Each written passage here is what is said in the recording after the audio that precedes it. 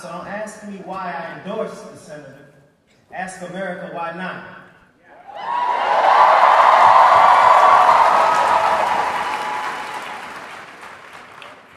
Senator Sanders knows that violence in our community should not be the norm. The fact that in 1991, my brother, Christopher Harris, was 9 years old when he was killed. He was used as a human shield. Senator Sanders knows that the root cause of violence is lack of jobs, education, and resources.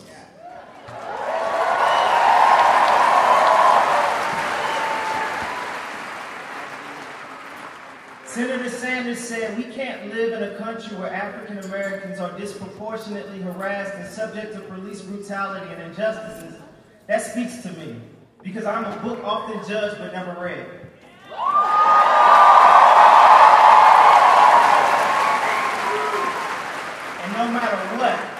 No matter what, I often fit the description. So when we're rebuilding, you start from the bottom, never from the top. Don't ask me why I endorse Senator Sanders. Ask America why not. Senator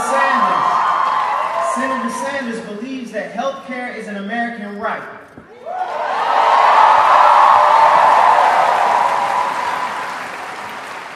No matter your race, your sex, sexual orientation, or economic status. He knows that 45,000 people die a year due to lack of health care, and that's not acceptable.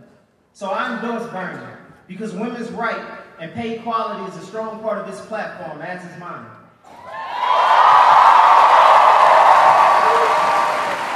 Bernie Sanders has been fighting against educational injustices for over 40 years. When researching Bernie, a while back, I learned something. Senator Sanders has been making impossible possible for a long time, so why stop now?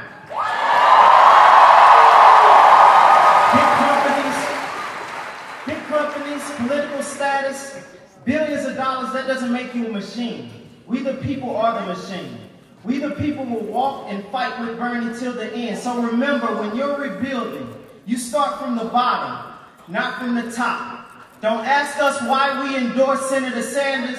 Ask America why not.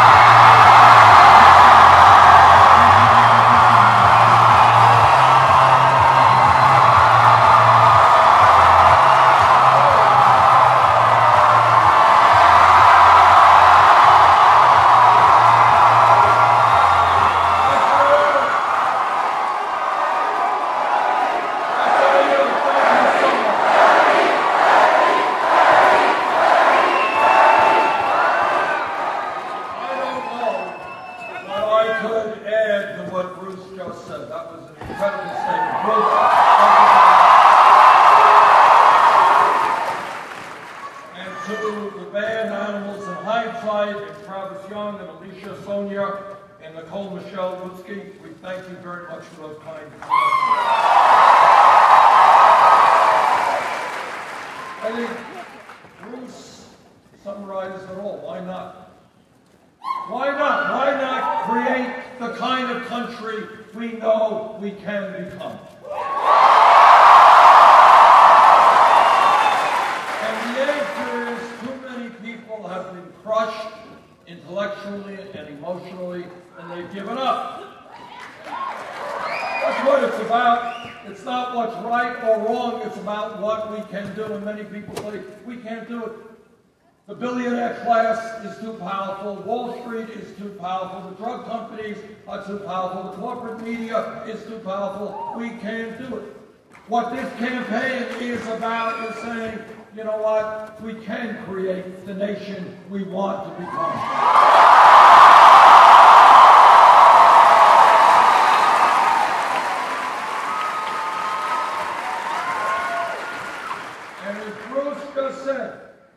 The way we create this nation that we know we can become is when we do not allow the Trumps and others of the world to divide us up.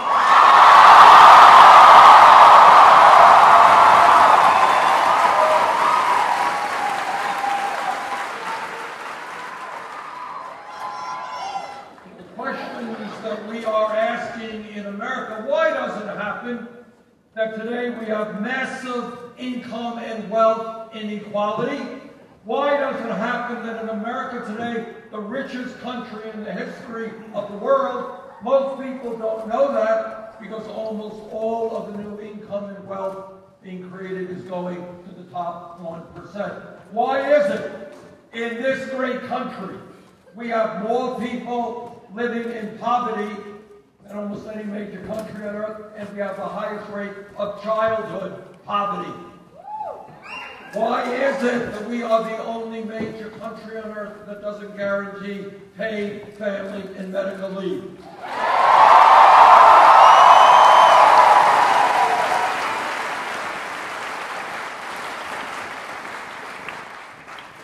Why is it that we have, Bruce made this point, we have more people in jail than any other country on earth? That's right. China, 4 times our size, communist, authoritarian country. You have more people in jail than China. That's right. It is a national tragedy. And disproportionately, the people in jail, African American, Latino, Native American. Do you think there may be a connection to the fact that we have more people in jail than we have very, very high rates of youth unemployment? White kids who graduated high school today, unemployed, underemployed, 33%, Latino 36%, African American kids 51%. So here is a not so radical idea. How about investing in education and jobs for our young people?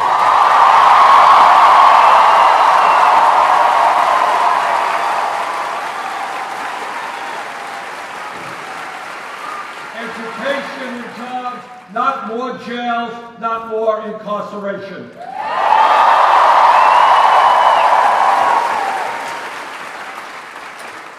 Over the last 30 years, millions of people have been arrested for possession of marijuana. Right now, as part of the Federal Controlled Substance Act, marijuana is a Schedule I drug alongside of heroin. Now, you can argue the pluses and minuses of marijuana, but it ain't heroin.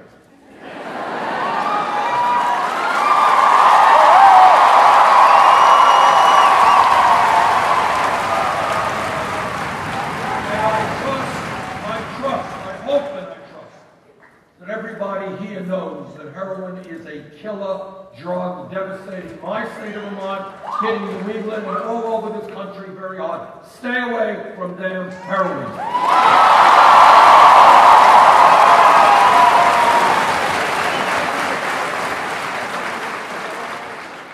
When we talk about what's going on in America, if we stand together, we can significantly change things. Let me give you some examples.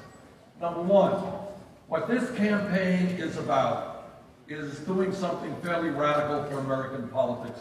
We're telling the truth.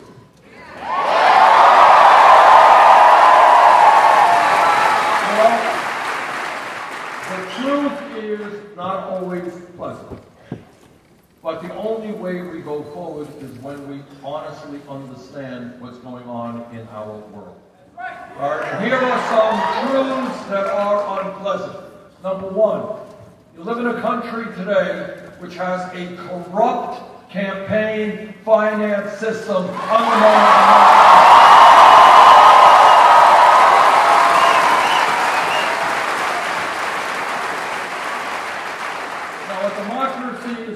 is not complicated. You have your ideas, I have mine, you disagree with me, you vote for me, you vote against me. That's called democracy.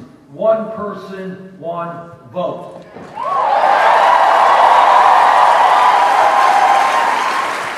Democracy is not about billionaires buying elections.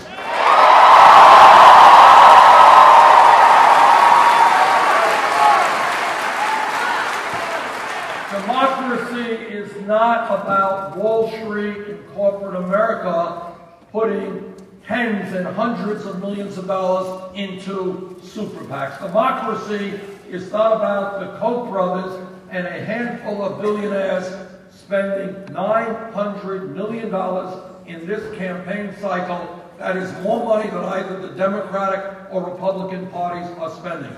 When you have a situation where one family is spending more money than either of the major political parties, that's not democracy. That is oligarchy.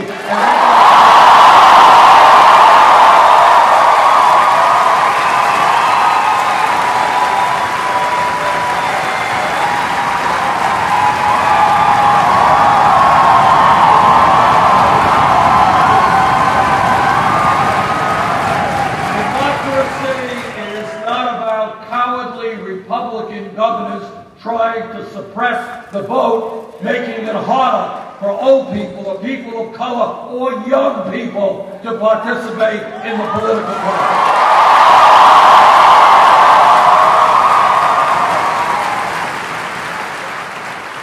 If Republican governors don't have the guts to run in free and fair elections, they should get out of politics and get another job.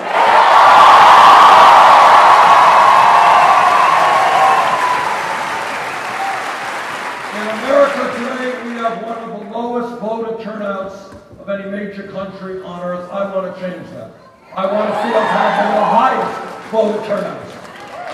And in America, we need language that is very, very simple. If you are 18 years of age and a citizen of this country, you are registered to vote and to participate.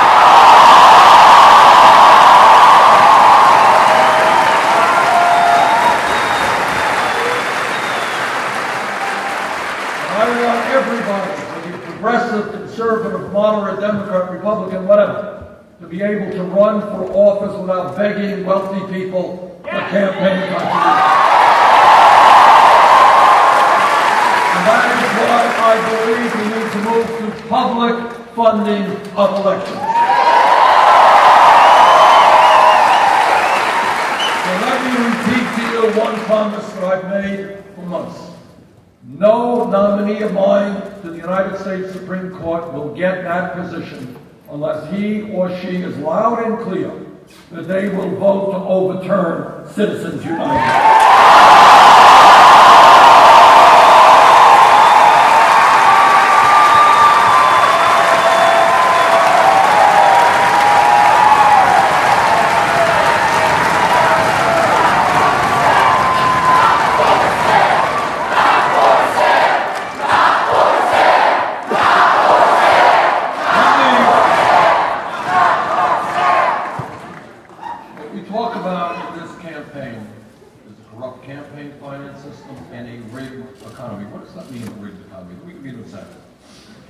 You got governors all over this country with talking about welfare abuse. I'm worried about poor people living off the welfare system. Let me tell you what really goes on.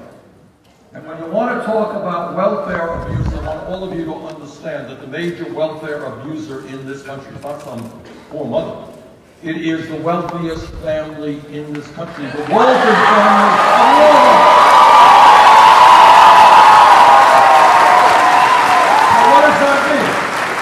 What it means is that Walmart, owned by the wealthiest family in America, the Waltons, pays wages so low that many of their employees are forced to go on Medicaid, food stamps, or go into subsidized housing. Who is paying for those food stamps, Medicaid, and subsidized housing? You are. So what you got is the middle class of this country, through higher taxes, is subsidizing the Walton family that is not paying their workers a living wage. So I say to the Walton family, worth some $60, $70 billion, get off of welfare, pay your workers a living wage.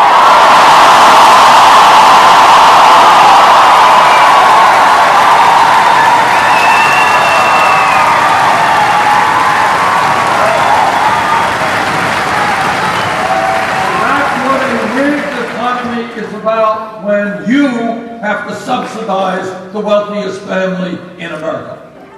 Now, when we talk about creating an economy that works for all of us, what do we have to do? Number one, we've got to recognize that a $7.25 an hour minimum wage is a starvation wage.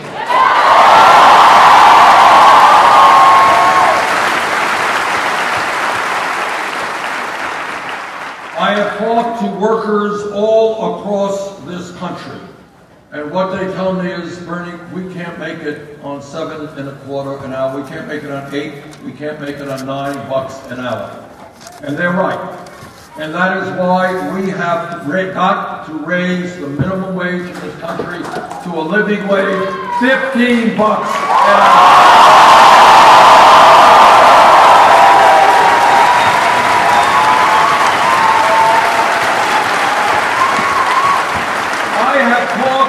One of the things about this campaign is talking about issues that the media chooses not to talk about.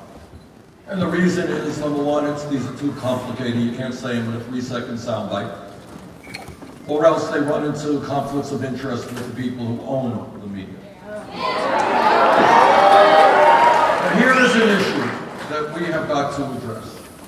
A great nation is not judged by the number of millionaires and billionaires it has. It is judged by how it treats the weakest and most vulnerable members.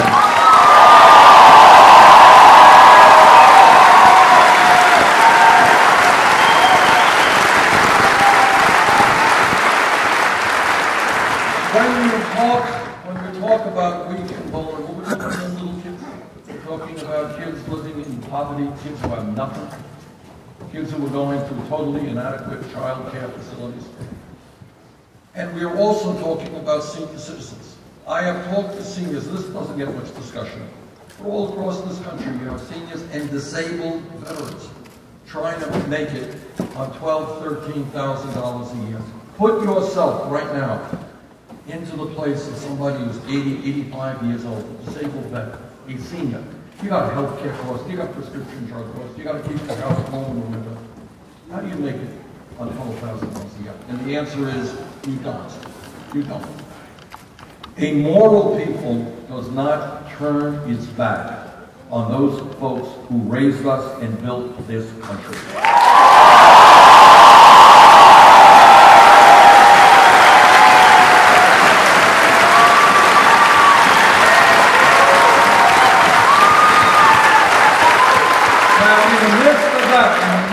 Millions of seniors struggling to make it on $11,000, $12,000 a year. Many Republicans actually want to cut Social Security. Well, I've got news for them. We're not going to cut Social Security. We're going to expand Social Security.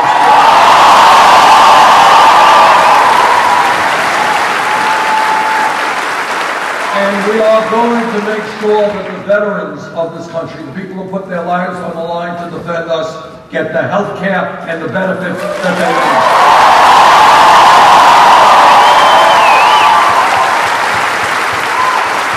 Now, this campaign is successful because we are listening to people, not just wealthy campaign contributors. I don't go around this country sitting in mansions, collecting millions of dollars, hearing the woes of billionaires. There are other more important issues that I've got to worry about. And we listen to young people, and this is what young people are telling me. They're saying, Bernie, how does it happen that we have to end up $30,000, $50,000, $80,000 in debt for the crime of trying to get a decent education?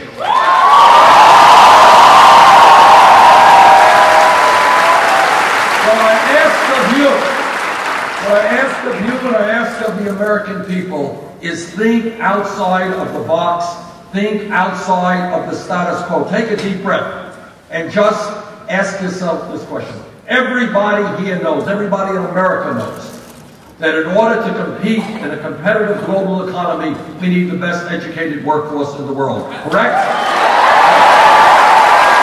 It's kind of a no-brainer. To have the best educated workforce, we have got to encourage young people to get all of the education that they need.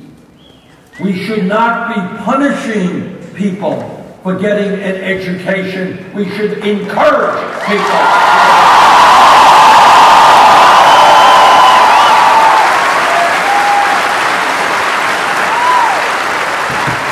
You want to hear crazy? Here's crazy. Talk to a young person in Iowa, went to college for 2 years, $60,000 in debt, dropped out of school. Young woman in Burlington, Vermont, my city. Her dream was to go to medical school. She accomplished that dream. Now practicing primary health care. She is $300,000 in debt. A young dentist in Iowa, $400,000 in debt. Well, it is crazy. It is absolutely crazy. So we're going to do two things. Number one, in the year 2016, when we talk about public education, you cannot just continue to talk about first grade through 12th grade. The world has changed.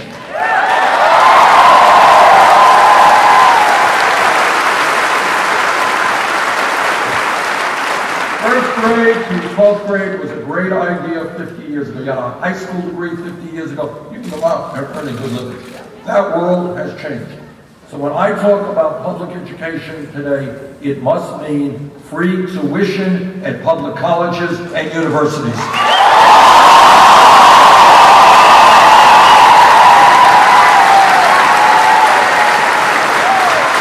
Some people say, oh, this is a radical idea. It is not a radical idea. It is not a radical idea. I mean, right now, tuition, college education in Germany, Scandinavia is free. All right, and it's free because they understand that the future of their countries depend on young people getting the best education that they can.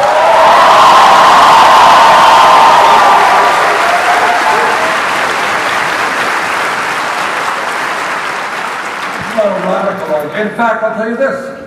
Some of you may not know this. 50 or 60 years ago, you could go to major and excellent public colleges and universities in America virtually tuition free. That was America back then.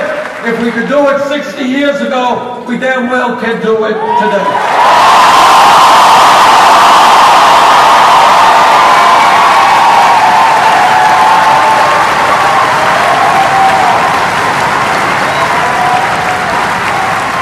Now, many of my critics say, well, that's a great idea. How are you going to pay for it? It's just so expensive. So let me back it up a little bit. Just talk to some of the media a moment ago. They asked this question. It's a fair question. This is what everybody here has got to understand. In the last 30 years in this country, there has been a massive redistribution of wealth. Problem is, it's gone in the wrong direction. Middle class has shrunk trillions of dollars, have left the middle class, gone into the hands of the top 1/10 of 1%. Top 1/10 of 1% has seen a doubling in the percentage of wealth they own. Now, when the middle class was shrinking, and almost all new wealth and income going to the top 1/10 of 1%, I didn't hear any of the establishment saying, oh, this is terrible, this is awful. But when some of us talk about redistributing that wealth and income back to the middle class, oh, this is the worst thing that ever happened. So I'll tell you how we're going to pay. I will tell you how we're going to pay to make public colleges and universities tuition-free and substantially lower interest rates on student debt. And what we are going to do is impose a tax on Wall Street speculation.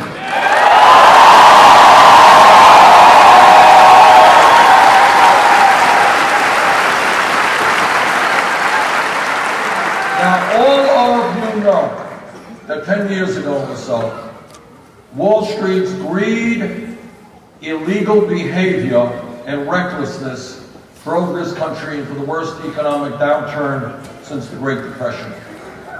Now, after Wall Street did that, they went to the Congress and they said, please bail us out. Against my vote, Congress did bail them out. Now, if we could bail out the crooks on Wall Street, I think it is now time for Wall Street to help the middle class.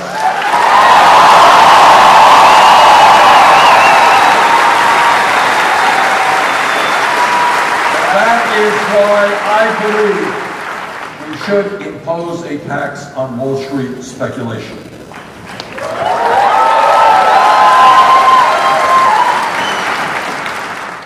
Every psychologist who studies human development understands that the most important years of a human being's life are 0 through 4. That's when we develop intellectually and emotionally. And yet today, when I talk to young couples with little babies, they say, Bernie, we can't afford good quality and affordable child care. We can't find that.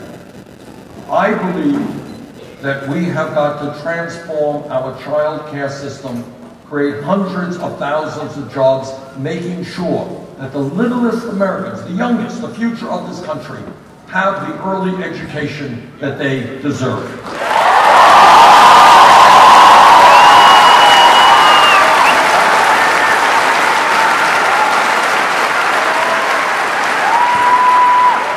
This campaign has talked to the African American community. And the African American community is saying, how does it happen that we have so many people in jail? How does it happen that a black male baby born today, unless we change this, stands a 1 in 4 chance of ending up in jail? How does it happen? How does it happen that unarmed African Americans are being killed by police officers? And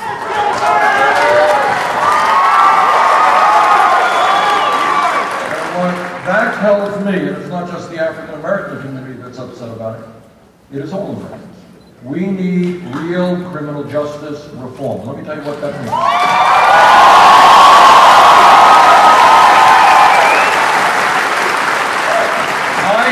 I'm a former mayor of the largest city in Vermont, Burlington, Vermont. I have worked with police officers for many, many years. The vast majority of police officers are hardworking, they are honest, and they have a very, very difficult job.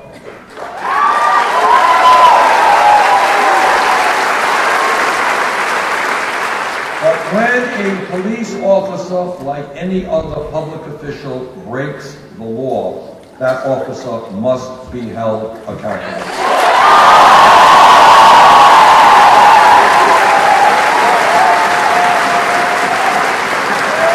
Number 2, police departments should not look like occupying armies.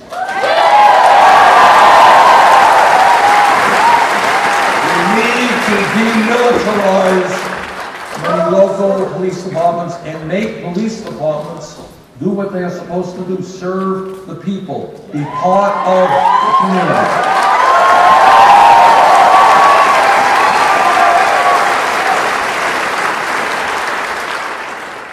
Number three, we need to do everything that we can to make police departments look like the diversity of the communities that they serve.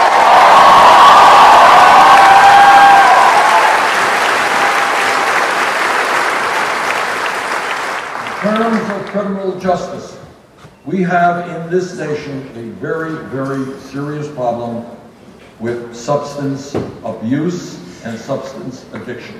And we need to recognize that alcohol or drug addiction is not a criminal justice issue, it is a health care issue.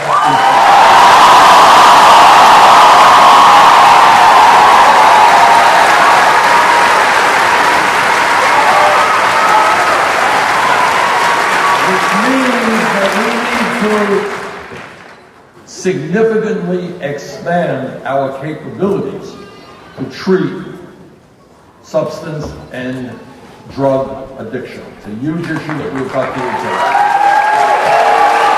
When we talk about criminal justice, we also have to end this concept of minimal sentencing. Judges need more discretion. When we talk about criminal justice, we need to understand that our rate of recidivism, people who leave jail, go to civil society, they come back to jail in much too large numbers. That means that when people leave jail, they need to have the education and the job training they need so they don't get caught up in the same environment which got them into jail in the first place.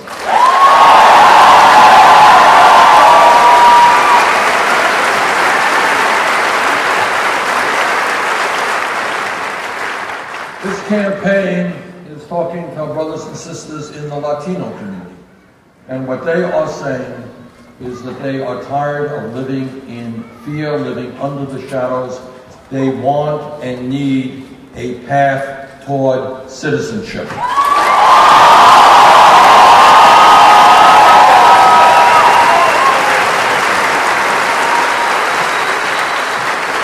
This campaign is talking to people in the Native American community.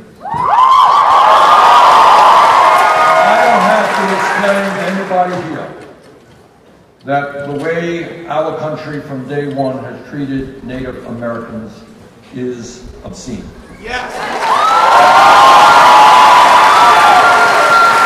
And those problems continue today. I talked to some Native American leaders in Minnesota last week.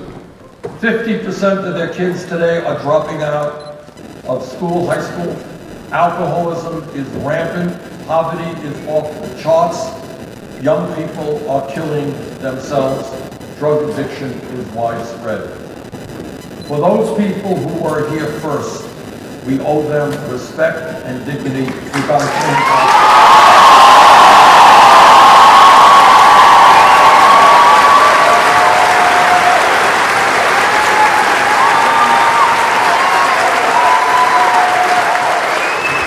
Everybody here knows how real change comes about. It never comes about from the top on down.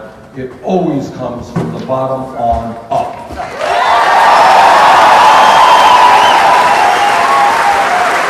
Here in the Midwest, 100 years ago or longer, workers said to their employers, "We will not be treated like animals. We need dignity." They stood, they fought, they were beaten up, they were jailed, they were on picket lines to form unions. So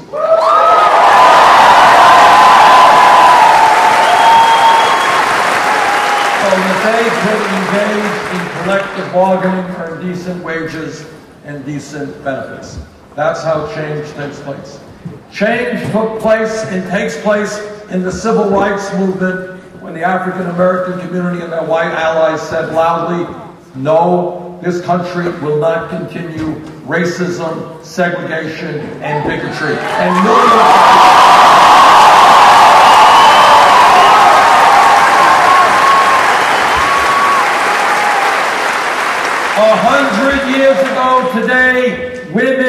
did not have the right to vote. They did not have the right to go to many schools or do the jobs that they wanted to do. 100 years ago, not a long time in history. And yet women and their male allies said, sorry, women in this country will not continue to be second-class citizens.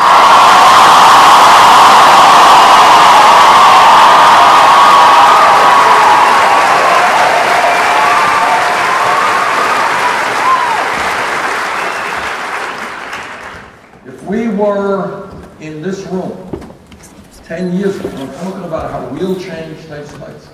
If we were in this room 10 years ago, which is no time at all from a historical perspective, somebody jumped up and said, you know, I think gay marriage will be made legal in 50 states of this country in the year 2015. The person next to him would have said, what are you smoking?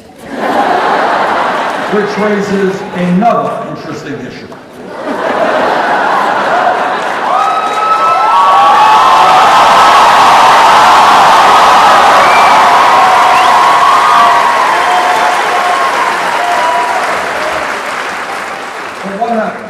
This is what change is about. It's the most important point I think I can make to you. What happened is the gay community and their straight allies said, you know what? In America, and believe me, against enormous opposition and hatred, the gay community said, you know, in this country, people should have the right to love whoever they want, regardless of gender.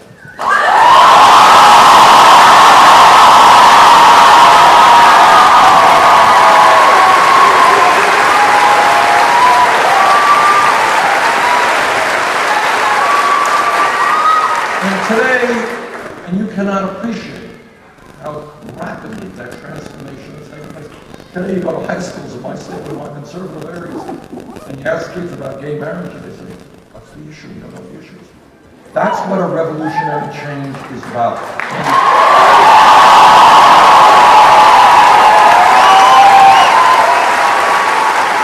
And I'll give you another example, even more contemporary. If we were here 7 years ago, and somebody jumped up and said, you know, Bernie, the $7.25 an hour minimum wage is a disaster. I was in Detroit a couple of years ago, and I talked to young people working at McDonald's. These were adults, some of them had kids.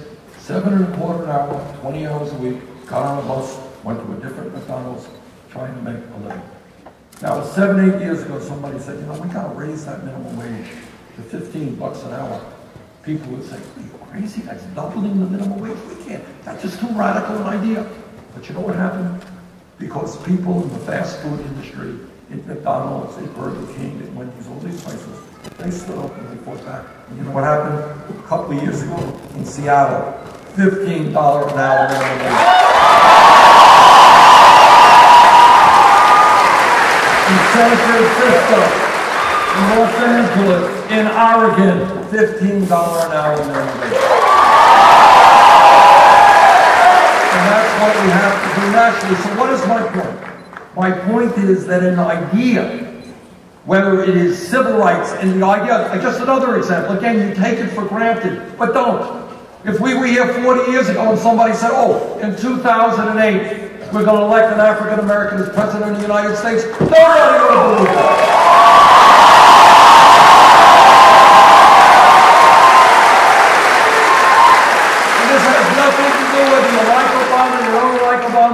It is the fact that the American people overcame centuries of racism and said, you know what, we're going to vote for somebody based on his ideas and not the color of his skin.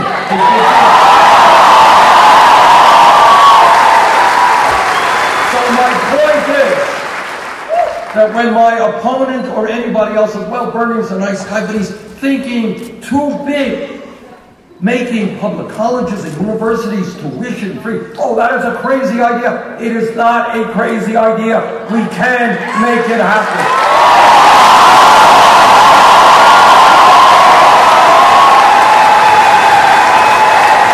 And mark my words. Millions of students and young people demanded it will happen. And 20 years from now, some guy or woman will be up here and she'll say, well, 20 years ago, public colleges and universities weren't tuition free. People, that's crazy. How could that be? That's how change comes about. Have a vision. Be prepared to stand up and fight for what is right.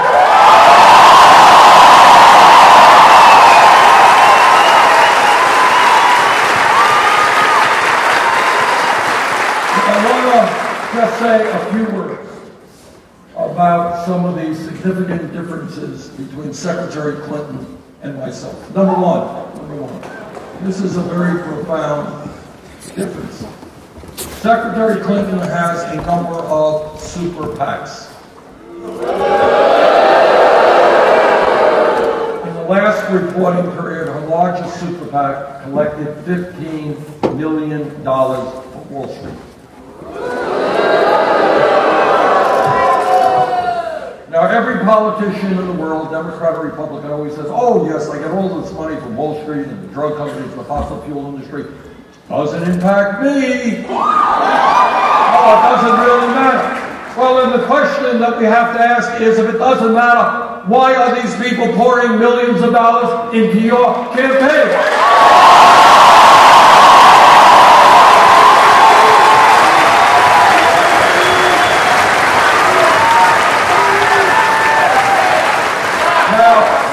There's a lot that I can say about the greed and recklessness and fraudulent behavior of Wall Street, but what I will also say is they are not dumb. They do not throw their money around for no reason at all. Second of all, Secretary Clinton has given major speeches behind closed doors to Wall Street, receiving $225,000 a speech. Now, what I think is, if you're going to get paid $225,000 for a speech to Wall Street, it must be a really fantastic speech. And it's surely a speech you're going to want to share with the American people, right?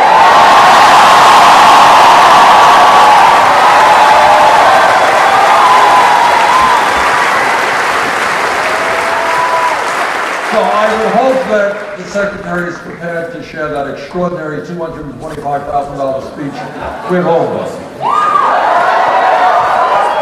Second issue. An issue the media doesn't cover very much, but it is of enormous consequence for our country and for the Midwest in particular. We have had, for the last 30-plus years, disastrous trade policies. I know it's not a sexy issue, but it is an enormously important issue. And what these trade agreements are about, NAFTA, CAFTA, Permanent Normal Trade Relations with China, Trans-Pacific Partnership. What these trade agreements are about is, number one, by and large, they are written by corporate America and the big money. These guys are right. And what do they want? What they want is to have an agreement which enables them to shut down manufacturing plants in the United States of America. So they don't have to pay workers here in Illinois or Michigan or Ohio $20, $25 an hour. They don't have to pay them a decent wage. They don't have to negotiate with unions. They don't have to protect environmental laws. They can shut down here. They can go to Mexico, they can go to China, they can go to Vietnam, they can go to very low wage countries. And then they can bring their products back into this country. Here's what's happened since 2001. Since 2001 in America, we have lost almost 60,000 factories, millions of decent paying jobs. Our disastrous trade policies are one of the reasons as to why that has happened. People have lost good paying jobs, then they go out and work for jobs paying them $8 or $9 an hour. You can't make it on that. Now, on that issue, I will tell you that from day one, I understood what these trade agreements were about. I knew that they were designed to protect corporate America at the expense of working people. I voted and helped lead the opposition against virtually every one of these trade agreements.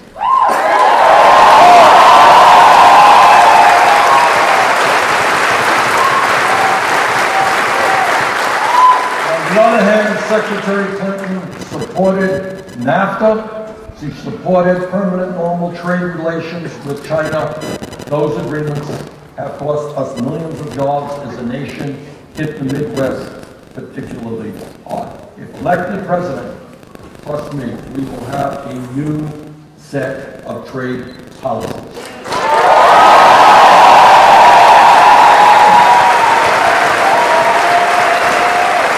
Corporate America wants us to buy their products. They tell us that every night in 30-second TV ads.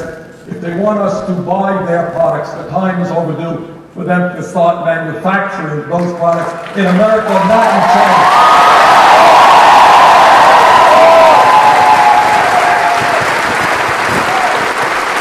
Third area, foreign policy.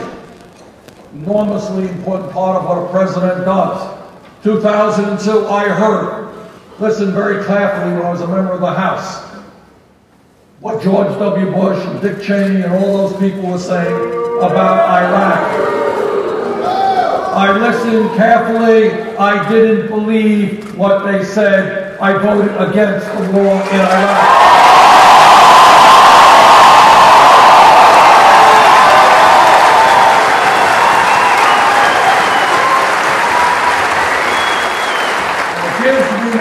Joy to tell you, but if you go to my website, BernieSanders.com, hear what I said in 2002 about what would happen when a political vacuum developed in Iraq after Saddam Hussein was overthrown. It's not just good enough to overthrow dictators, you got to be thinking about what happens the day after. That war in Iraq is the worst foreign policy disaster in the modern history of America.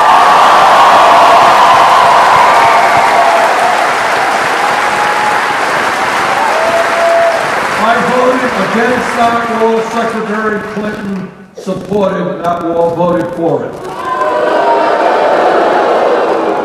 1996, there was a homophobic piece of legislation brought forth by right-wing Republicans. It was called the so-called Defense of Marriage Act, DOMA.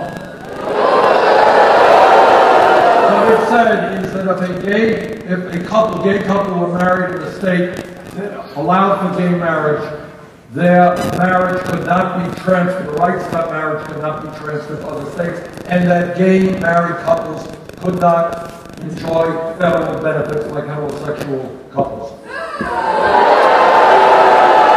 Now, the world has changed in the last 20 years. Now, back in 1996, voting against that homophobic legislation was not an easy vote. Vast majority of members of Congress did not vote against DOMA. I did. Secretary Clinton supported DOMA. Now, when we talk about the issues facing our country, I want to tell you that I am a member of the Senate Committee on the Environment, the Senate Committee on Energy. Let there be no doubt. I don't want anybody in this room to have any doubt about it. Climate change is real.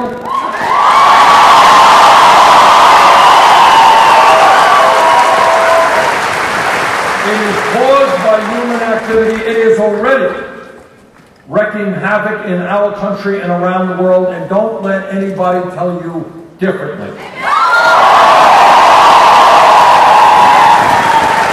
have a moral responsibility to leave this planet in a way that is healthy and habitable for future generations. We have got to have the guts to stand up to the fossil fuel industry and tell them that their short-term profits are not more important than the future of this planet.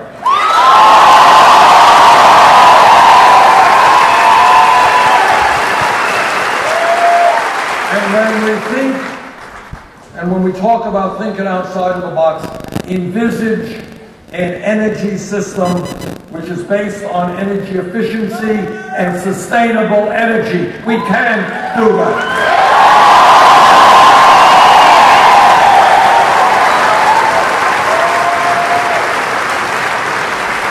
And when we think big, please understand, There is one major country on earth, the United States, that does not guarantee health care to all of its people. The United Kingdom does it, France does it, Germany does it, Scandinavia does it, Holland does it, our neighbors to the north, Canada does it. Health care for all. Now, I've been criticized for saying this, but let me say it again loudly and clearly. I believe health care is a right of all people.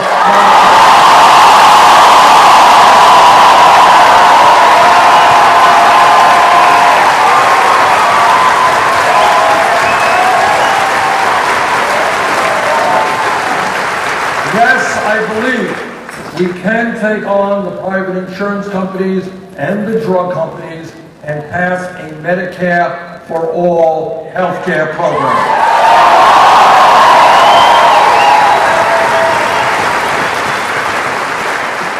And one other charge thrown against me is people say, well, Bernie's a nice guy, but you know, he's just not electable. Can't win an election. So let me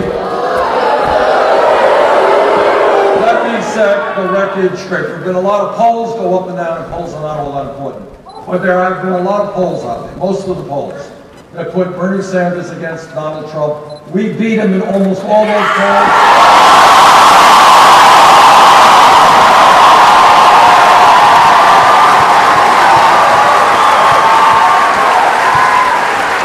The last CNN poll, Hillary Clinton was beat him by 8 points, we beat him by 12 points, and that's true.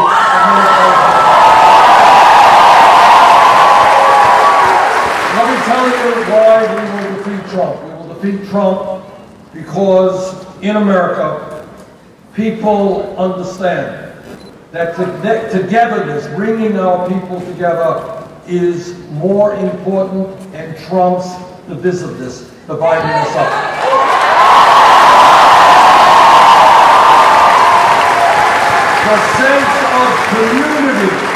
The sense of community, knowing that we are not alone, that we are here to help each other, trumps selfishness. And most importantly, what the American people profoundly understand, based in all of the teachings of every great religion on earth, is that love trumps hatred.